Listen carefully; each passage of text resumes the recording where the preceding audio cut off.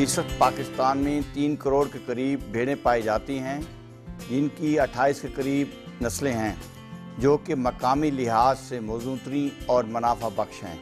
भेड़ें ज़्यादातर गोश्त और ऊन के लिए पाली जाती हैं, ताहम इनसे दूध भी हासिल किया जाता है।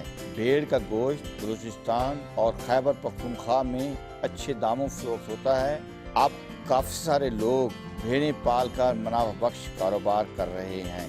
4 से 5 माह की उम्र के भेड़ के बच्चों को अच्छी मुतवाज़िन खुराक खिलाई जाए और उन्हें फरबा करके इजाफी गोश्त हासिल किया जा सकता है।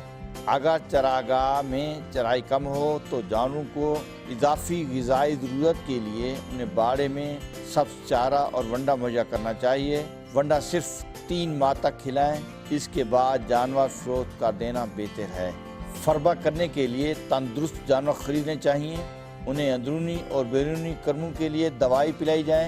इलाके में मौजूद मुतअद्दिद बीमारियों से बचाव के लिए हिफाजती टीके लगाए जाएं। तकरीबन हर 15 दिन बाद इनका वज़न कर लिया जाए ताकि जानवरों की बढ़ोतरी से आगाह हो सकें।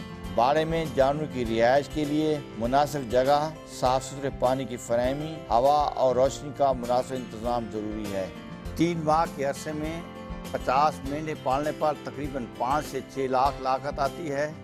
इनकी फ़रोख्त से बआसानी 7 लाख आमदन हासिल की जा सकती है। इसके अलावा किसी भी किस्म के ज़रूरी मशवरे और मसाइल के हल के लिए PARC की टोल फ्री हेल्पलाइन 0800 84420 पर पीर ता जुमा सुबह 9 बजे से दोपहर 3 बजे तक मुफ्त कॉल करें।